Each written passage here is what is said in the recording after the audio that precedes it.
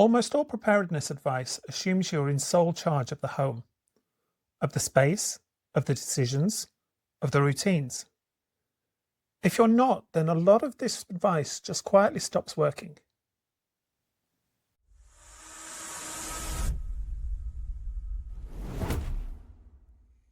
Shared households are common. Partners, families, housemates, multi-generational households. In those situations, preparedness can be quite different. This video is not about excuses. It's about constraints, because preparedness that ignores constraints tends to fail early. Preparedness advice often focuses on equipment, on lists, things that you can buy, store, and install. What tends to get ignored is control. Control over space, control over decisions, control over noise, control over routines, control over the appearance of the house. In a shared home, control is fragmented. You may control some areas completely, some areas not at all, and in some areas, some of the time. Even ownership doesn't guarantee control, and agreements don't guarantee permanence.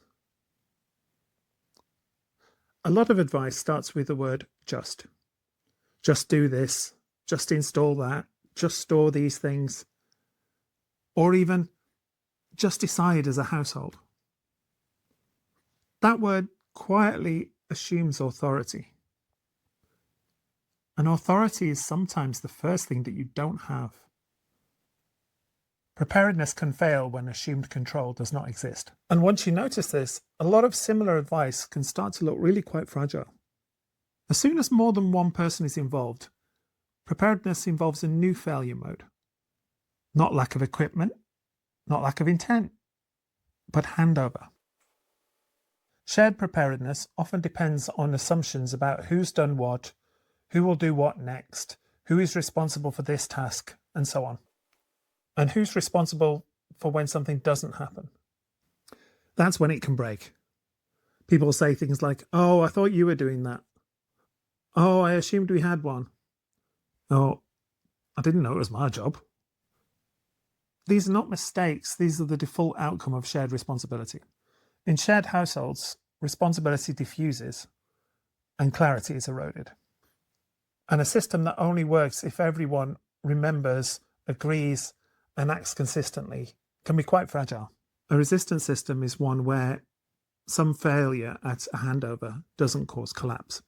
One of the ways preparedness can cause friction in shared homes is when people are optimizing for different things. Not right versus wrong, but different priorities.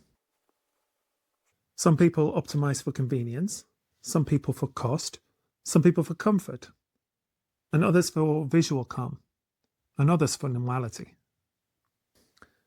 And your preparedness can induce friction in someone else's optimization. Extra items take space, redundancy can look like clutter, and contingency planning can feel like anxiety. Resistance isn't necessarily denial of risk. It's often rejection of disruption. You can't optimize everything at once. Someone will always feel this kind of preparedness as a cost. And recognizing this doesn't mean abandoning preparedness. It means understanding where these sources of tension can come from. Preparedness is not free.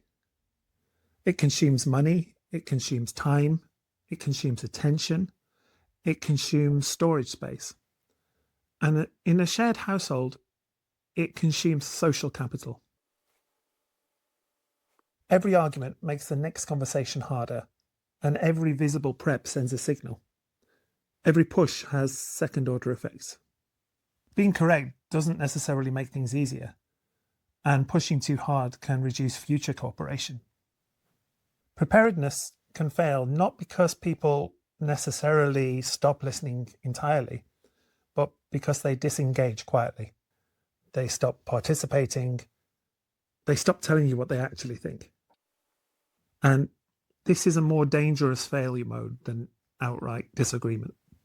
This isn't a commonly discussed area of preparedness, and yet it's quite important. If you take nothing else from this video, take this. A lot of preparedness failures are not dramatic, they're interpersonal. They come from assumptions, from silence, from untested expectations. Shared preparedness often creates false confidence where people assume their coverage that doesn't exist. They assume someone else has handled it. Unspoken plans are not plans. And the solution to handover issues is not enthusiasm, it's not intent, and it's not goodwill.